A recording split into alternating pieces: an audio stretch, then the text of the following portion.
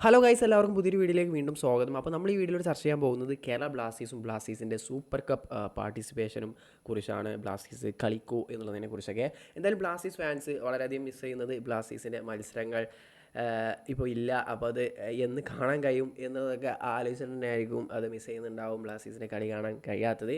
അപ്പോൾ അതിനെക്കുറിച്ചൊക്കെ പറയുകയാണെങ്കിൽ നമ്മൾ ഡുറൻഡ് കപ്പിൽ പല ഐഎസ്എൽ ക്ലബ്ബുകൾ പാർട്ടിസിപ്പേറ്റ് ചെയ്തപ്പോഴും നമ്മുടെ കേരള ബ്ലാസ്റ്റേഴ്സ് അതിൽ നിന്ന് മാറി നിന്ന് ഇനിയിപ്പോൾ ഒക്ടോബർ ലാസ്റ്റിന് സൂപ്പർ കപ്പ് സ്റ്റാർട്ട് ചെയ്യാൻ പോവുകയാണ്. ഇപ്പോൾ അതിലും ഒരു വലിയൊരു ചോദ്യചിഹ്നമായി നിൽക്കുന്നുണ്ട്. ഇപ്പോൾ ലേറ്റസ്റ്റ് ആയിട്ട് വരുന്ന അപ്ഡേറ്റിൽ നിന്നൊക്കെ ബ്ലാസ്റ്റേഴ്സ് കളിക്കുമോ എന്നുള്ളത് ഇപ്പോഴും ഒരു തീരുമാനമായിട്ടില്ല.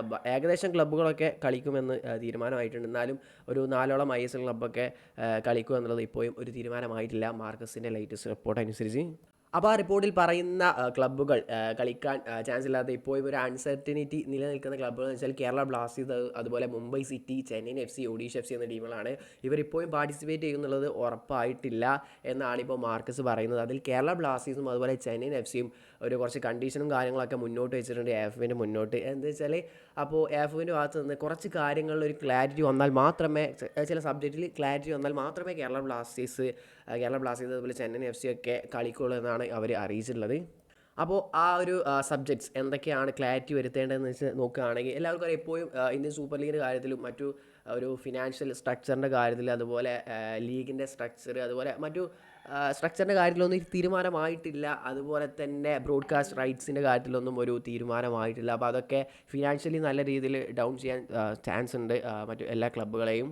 അപ്പോൾ അക്കാര്യങ്ങളിലൊക്കെ ഒരു തീരുമാനമായതിനു ശേഷമേ ക്ലബ്ബുകൾക്കൊക്കെ അവരുടെ ഒരു ഫിനാൻഷ്യൽ എത്ര മാത്രം ചിലവഴിക്കണം എന്നുള്ളത് ഒരു തീരുമാനം ഉണ്ടാക്കാൻ സാധിക്കുള്ളൂ. എത്രമാത്രം ഇങ്ങോട്ട് കിട്ടും അതിനനുസരിച്ച് ഓരോ ടീമും ചിലവഴിക്കുള്ളൂ. അല്ലെങ്കിൽ എല്ലാ ക്ലബിനും എല്ലാവർക്കും അറിയാം അത് വലിയ രീതിയിൽ തന്നെ അവരുടെ ക്ലബിനെ വലിയ രീതിയിൽ തന്നെ ബാധിക്കും, അത് ഫിനാൻഷ്യലി ബാധിക്കും. അപ്പോൾ അതുകൊണ്ട് തന്നെ എത്രമാത്രം ഇങ്ങോട്ട് കിട്ടും, ഈ ഫിനാൻഷ്യൽ റൈറ്റ്സും കാര്യങ്ങളൊക്കെ എത്രമാത്രമാണ്, ബ്രോഡ്കാസ്റ്റ് റൈറ്റ്സൊക്കെ എത്ര കിട്ടുക എന്നുള്ളതൊക്കെ അറിഞ്ഞതിന് ശേഷം മാത്രമേ ഇവരൊക്കെ ഒരു തീരുമാനത്തിലെത്തുള്ളൂ എന്നാണ് ഇപ്പോൾ പറഞ്ഞു വരുന്നത്.